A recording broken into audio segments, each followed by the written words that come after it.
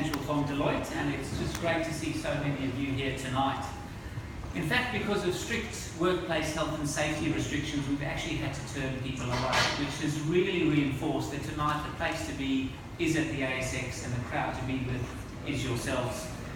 You're the cool crowd, right? And to paraphrase Elmer Funky Cooper, the ASX MD and CEO, who said it in a slightly more formal way, given the strength of the ICT sector in Australia, being a member of the Fast 50 really does mean being the best in your field. So congratulations to everyone here tonight for coming along and being part of our 15th annual Deloitte Technologyy Fast 50 Program Awards. It really has been a privilege to lead this program over the last 6 to 7 years. And every year, hand on heart, I actually look at it in terms of the quality, the capacity, and the foresight of each and every one of the Fast 50 winners here tonight.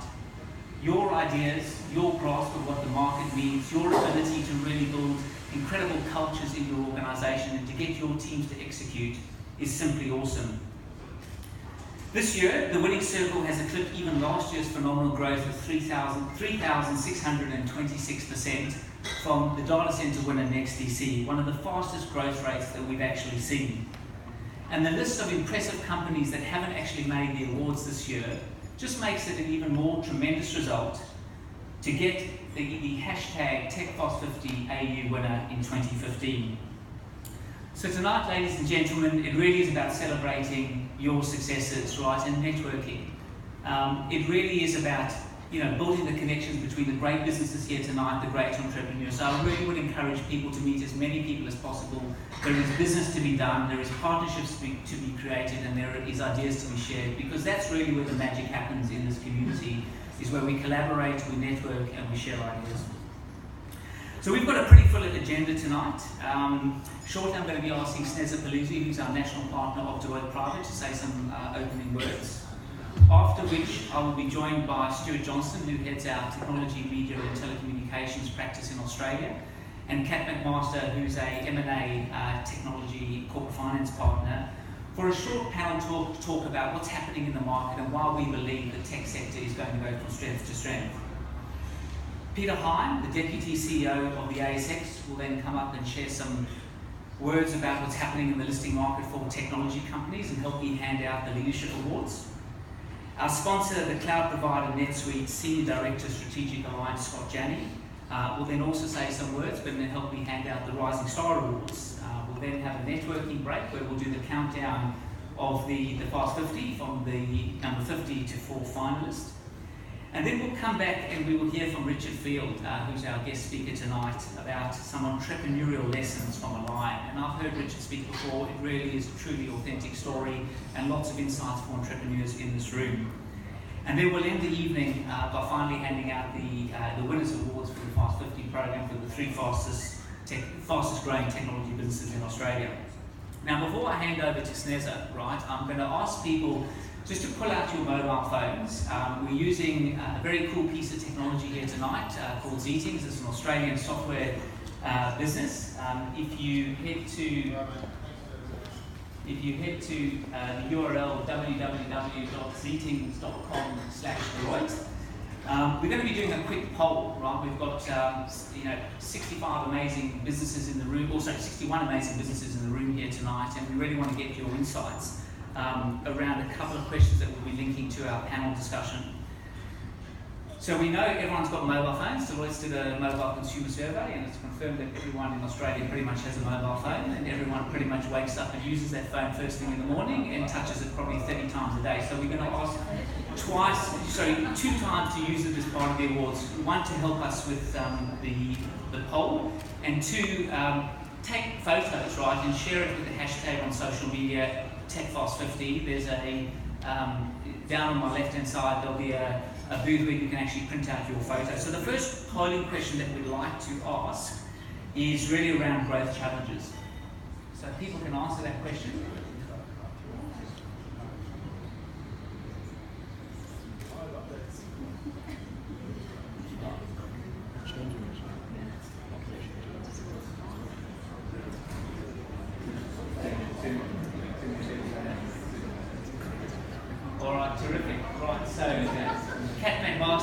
touch on that as part of our panel presentation. And the second question, the second maybe question that we'd like to ask is really about funding. We're here at the ASX tonight, which is really about capital markets, but we'd also like to understand the private company funding landscape. So if we can get you to answer that question.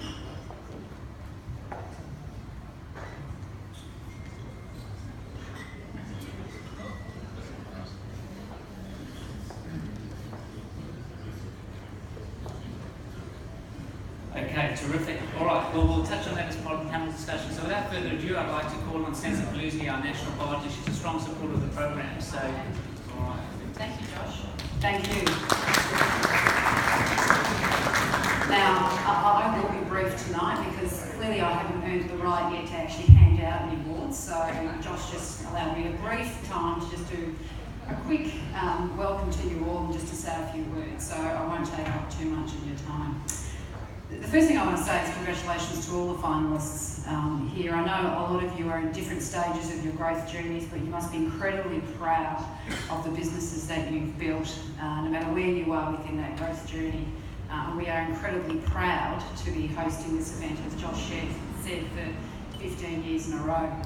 But just in terms of some of the household names that have come through this program in the past, and I was researching this earlier, and I myself was surprised at some of the names coming through, and it's a testament to the work that you all do in this space. Atlassian, Freelancer, BigCommerce, Vocus Communications, Seek.com and Carsales.com. It's also great to see our government really increasing their narrative around innovation, but particularly technology in the innovation space within the country.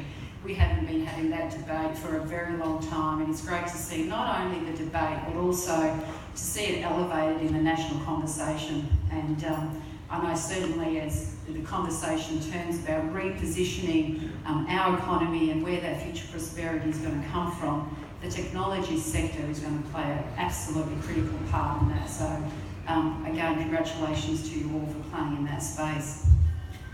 I just want to touch on Josh for a little bit though. When I first took on the role, I went around and met all the partners across Deloitte Private. And it's fair to say that Josh Tanshall doesn't just play in technology, he lives and breathes technology. That is his passion. I cannot walk into Josh's office and not get, I'm not quite sure what the word is for it, Josh, but he absolutely walks the talk. He is constantly connecting to new things that come out. He's an early adopter. He's passionate about this program, the effort that he puts into it, and he absolutely believes in this program. So Josh, on behalf of all of us here tonight, thank you to you also in terms of the wonderful work that you do as part of this program. I think I've used up the 1 minute 30 seconds he allocated to me tonight. So have a wonderful night to all of you, and good luck to all of you as well. So Josh, back to you.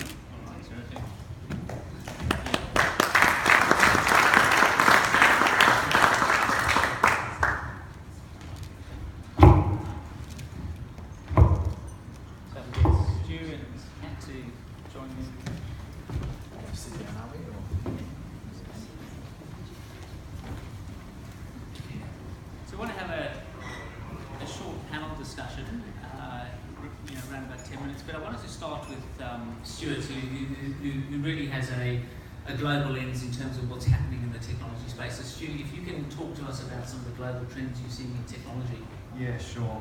I guess, for many of us, we live and breathe this sector every day, so in some respects telling you guys what's going on, I feel like it's not so much a fraud, but I think you'll be as well as connected to it. But if I made some broader observations about what we see globally, I think firstly, the rate of technology and exponential innovation is not going away. And absolutely, it's just another year of that innovation, and certainly the growth that you guys have all achieved has absolutely underlined that. But interestingly, when you look around, whether it's in Mountain View and the $10 billion a year that Google is spending just on R&D, whether it's in all the small startups, whether it's in Silicon Valley or here, are absolutely driving this amazing change. And I think we're about to actually we are now truly on the cusp of that next wave of digital change. I think that exponential technologies with cloud, with connected devices really now becoming part of the mainstream is there. But the one thing we can't get away from is that it really is the customer and the consumer that still drives it. So the innovation does need to come from the people in this room, but it's ultimately the consumer, and it's your ability to follow the consumer, I think, that is really driving that innovation. One of the things we would say that we're seeing though is that we've often talked about tipping points. We often talk about we used to do this and now we're going to go away and we're going to do this, and that human behaviour will somehow have this binary change. The really interesting thing is how actually we're seeing people use mobile technologies, consume content in a variety of different ways, and it just proves that I think that we're much more of a sophisticated being than we sometimes give ourselves credit for. But I think the other one too will ultimately be that really, and I think it'd be interesting to hear your thoughts, Josh, in terms of what you've seen through this year's program. But we've seen certainly mobile become absolutely dominant as the preferred go-to device, and you stole some of my lines before with the number of people we just see now have got a mobile phone. Australia leads when it comes to, it's one of the leading countries when it comes to the use of mobiles, and the number of us that have actually the first thing we do in the morning is actually reach and check what's going on our mobile now is pretty amazing. But what have you seen this year as you look through the program? Yeah, so there's probably, it touches on those two trends in terms of mobile. Certainly we've, if I look at some of the winners this year, companies that have really stayed the course. So when I've been following Mary Meeker's, annual sort of industry presentations, she's long been talking about mobile, it's sort of coming to this tipping point of change. And I think companies like Mobile Embrace have really stayed the course. You're really seeing their sort of, traction that they're actually getting. Companies like Soprano Design, where, in sort of mobile SMS messaging from a business perspective, right, in the consumer perspective, it might be quite sort of commoditized, but in terms of that sort of business perspective, it's actually a really valuable tool around SMS messaging. Companies like Outwear Mobile, who are designing fantastic, world-class sort of apps on sort of mobile devices. We're seeing some terrific growth there. I guess in the sort of shift to the cloud, there really is a fundamental shift that's happening from a business landscape, and probably a few businesses that have had some really impressive growth. Cloud Solution, a Melbourne-based business, certainly in the cloud. Len from sort of VM Tech is, sort of really sort of benefiting from that shift to the cloud. And then from an infrastructure perspective, obviously there's a lot of, data and kind of infrastructure that needs to follow, and sort of 6-time winners I'll call out tonight, but Vocus Communications is a 6-time winner, Big Air is a 6-time winner, and those organisations are often at the backbone of sort of transporting their data, so it touches on those two points. So Kat, Josh and I have sat here talking all about stats and very high level stuff. You work with, not only these guys, but a number of people in the tech industry. What's really happening at the coalface, and what are people really thinking about or needing to think about to continue their success?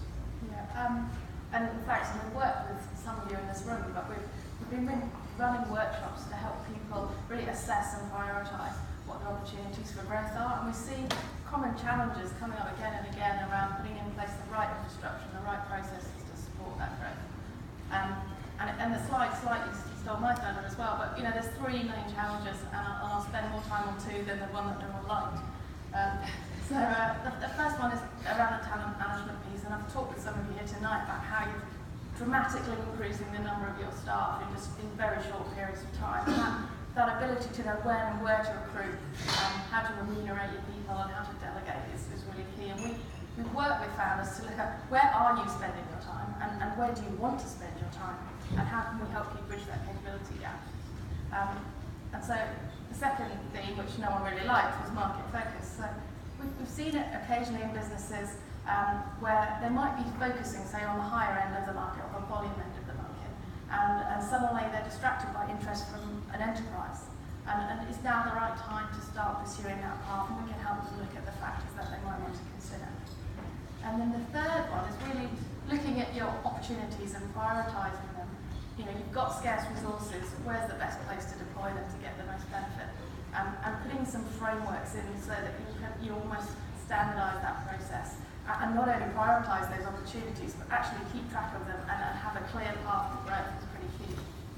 So they're the challenges, but I guess underpinning it all is how do you keep funding the growth? So, Josh, insights on the funding landscape.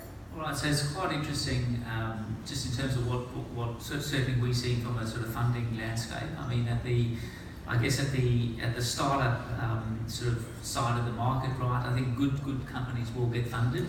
There are certainly a sort of burgeoning angel sort of community that's building, and there is certainly funding for good ideas and good teams.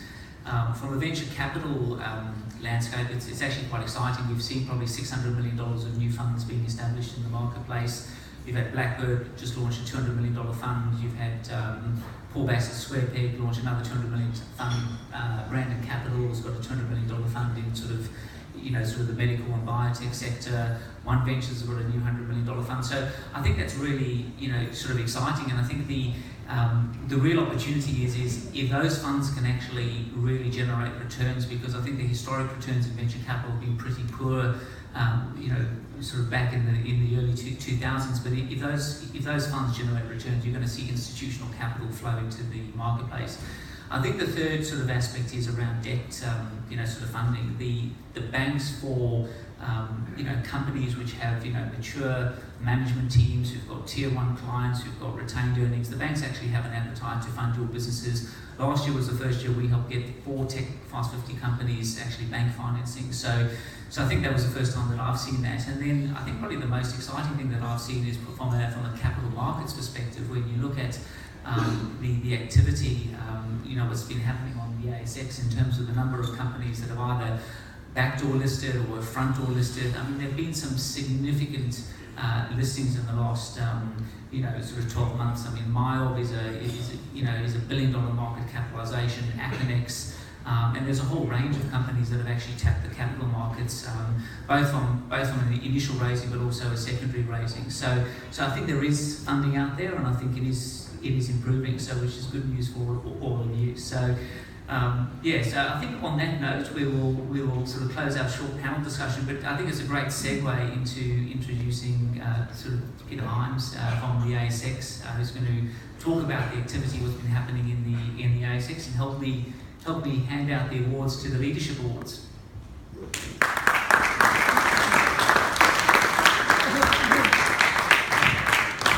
I can speak without a microphone, so I'll speak from the diaphragm. In fact, I might tear up my speech because much of what Josh said was in my opening comments. We're delighted at ASX to welcome you all here this evening. As Josh mentioned, technology is an incredibly important sector for ASX. I think we've doubled the number of technology listings at ASX over the past couple of years.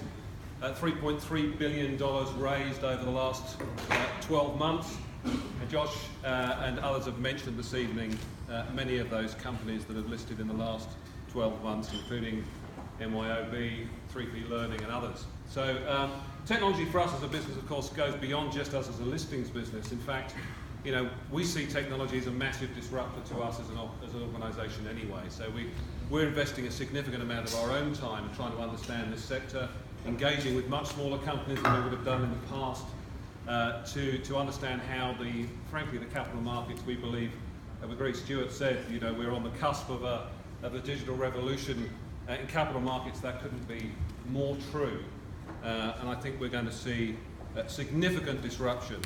There is the new black is blockchain at the moment. I won't spend a lot of time talking about it, but if you're anyone in capital markets that's been around for a few years, and I have, and you spend a little bit of time looking at that, you can understand how technology can really disrupt businesses in a significant way. I just wanted to say congratulations to Deloitte for organising the Fast 50. We think it's a terrific event. We're delighted to support it again for a second year. And also congratulations ahead of time to everybody in the Fast 50, including the winners, which I believe we are about to announce. So, Josh, back to you. Thank you very much for coming, everybody.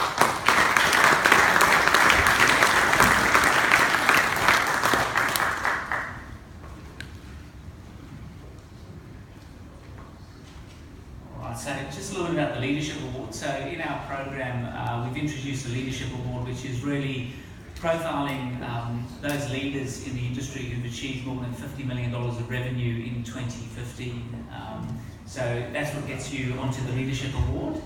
And what we'd like to do now is run through the finalists who've qualified for the Leadership Awards. I think we're on to that. So companies, number 8, Big Air, congratulations, Jason. Vocus Communications, 2 really quite mature businesses, Nuix and Infotrack in the software space, and Empire Limited, which is an ASX listed company. So congratulations to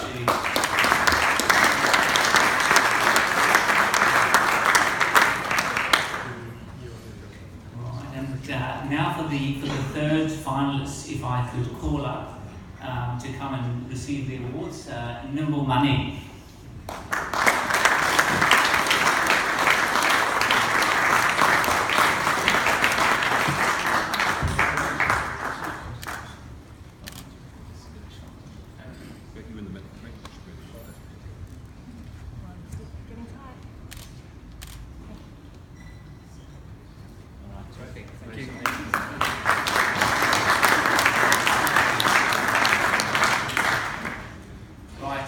The second leadership finalist, Mason, which recently listed on the stock exchange. Congratulations.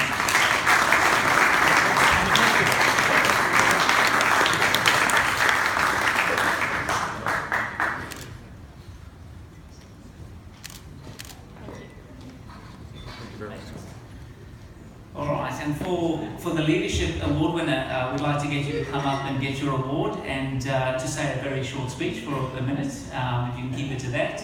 But Aussie Commerce from Victoria.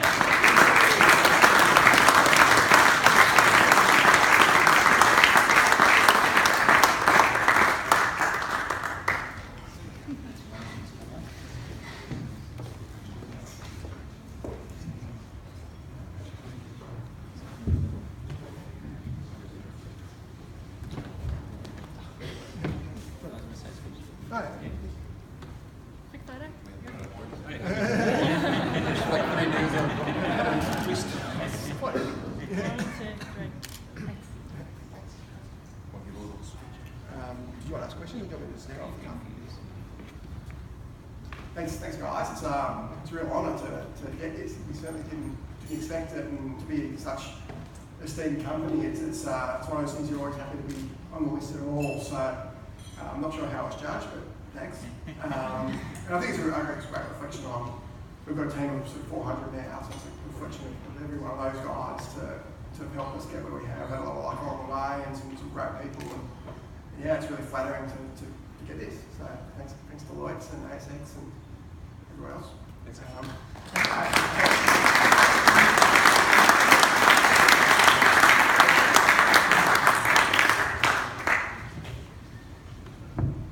All right, if I could call up Scott Janney, come say a few words.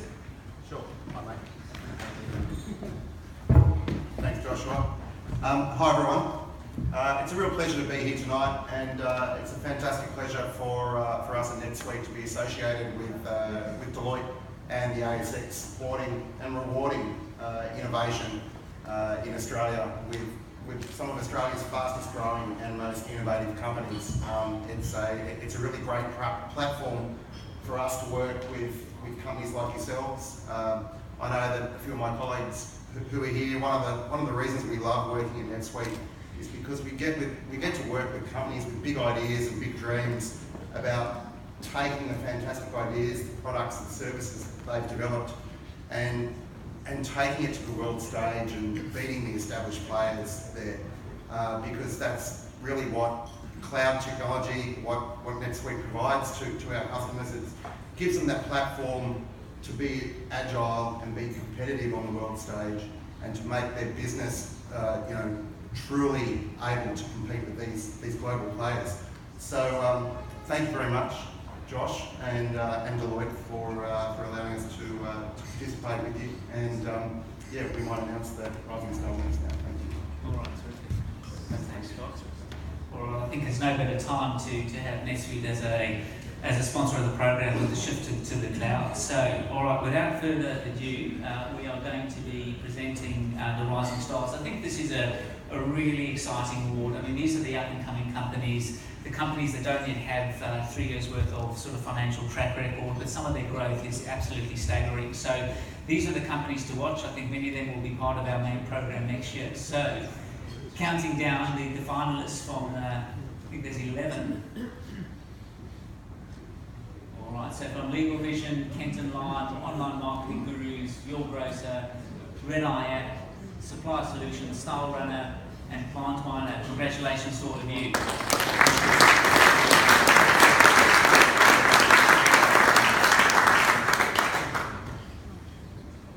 Right, and our number 3 company, Open Agent. Terrific business. If you can come up and get your award.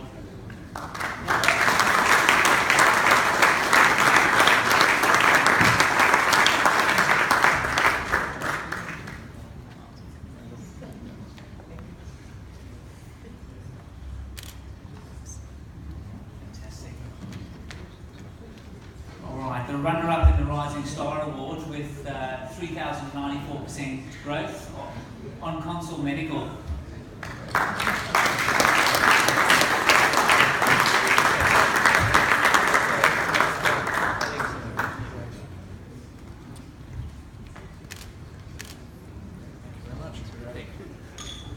Alright, and the winner of the Rising Star, a great software as a service business. I actually had the pleasure of meeting them. I think these guys have got a terrific piece of software, a terrific pathway ahead of them.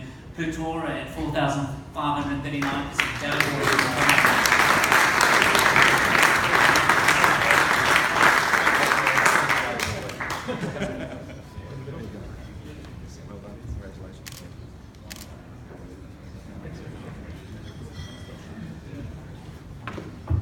Couple of words. So I know the number looks big, and you might go, yes, it's off a small base, but we did close 7 million this year. So we're based in Australia. We've also got an office in Mountain View, California, and in London. So the company's doing very, very well, and it shows that you can form something really special out of Australia. Thanks very much.